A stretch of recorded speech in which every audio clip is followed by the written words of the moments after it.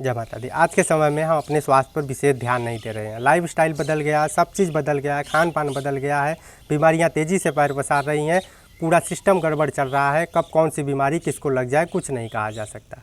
तो इसके लिए सबसे बढ़िया है कि आसनों का सहारा लिया जाए। अब आसन करने के लिए टाइम नहीं रहे, क्योंकि हम भाग रहे हैं, इस समय में कुछ पाने के लिए भाग रहे हैं और स्वास्थ्य हमारा बिगड़ता जा रहा है।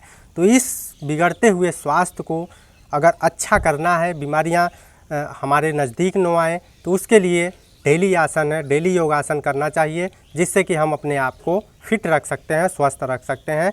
इससे बढ़िया कुछ नहीं है।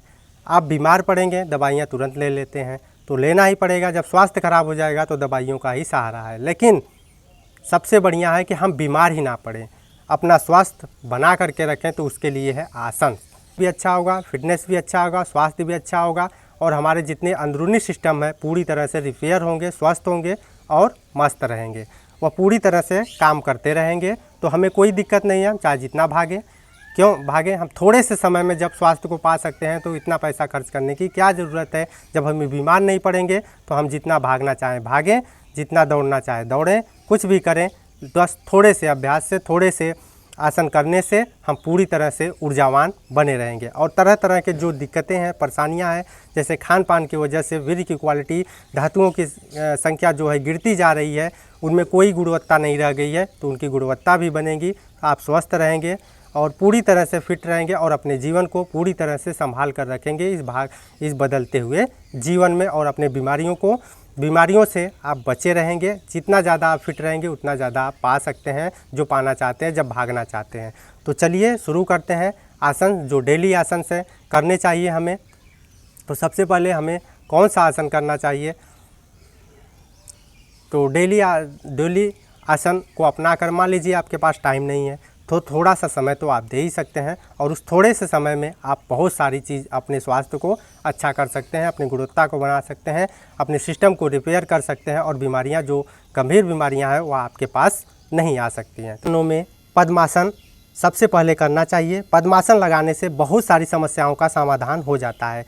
पेट में कोई विकार नहीं रहता है, मानसिक स्वास्थ्य अच्छा रहता है, और पूरी तरह से जो धातुओं की संख्या है अच्छी होती है, वीर्य की क्वालिटी अच्छी होती है, शुक्राणुओं की संख्या बढ़ जाती है। तो इन आसनों में बहुत ज़्यादा लाभ छिपा हुआ है। तो आप डेली आसनों में पद्मासन यदि लगा सकते हैं, तो आप पद्मासन का अभ्यास ज़रूर कीजिए। इससे आपका पूरा जो सिस्टम है वो अच्छा होता है। तो पद्मासन मैंने पहले भी बताया हुआ है। तो पद्मासन कैसे लगाते हैं, तो पद्मासन में आप बैठ जाइए।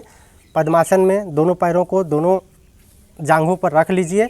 इसके बाद को सामान्य स्थिति में चलने दीजिए और अपना ध्यान नासिका मस्तक पर लगा लीजिए, और कुछ समय तक इस पद्मासन को कीजिए। बहुत आसान है, इसे कुछ समय देना पड़ेगा। आप बहुत आसानी से इस पद्मासन का अभ्यास कर सकते हैं, ज़्यादा टाइम भी आपका वेस्ट नहीं होगा।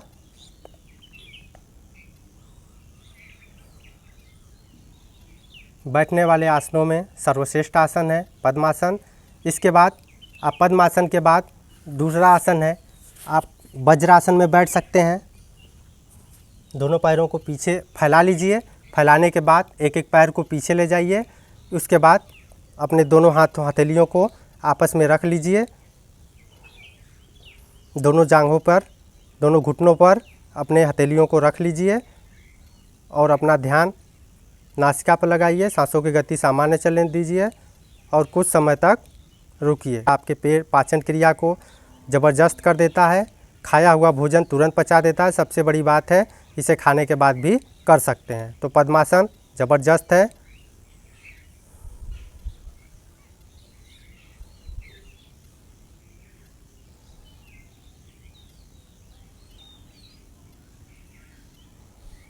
तो वज्रासन के बारे में, तो पद्मासन, वज्रासन, इन सभी आसनों में आप बैठिए, सिर्फ बैठिए, देखिए आपको कितना ज़्यादा फ़ायदा मिलता है।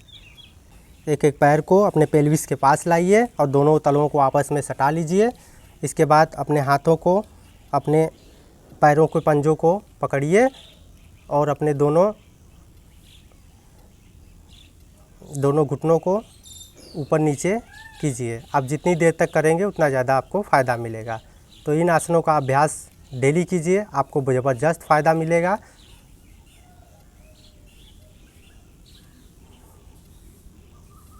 आँखों को बंद कर सकते हैं या तो आँखें खुली रख सकते हैं सामने की तरफ।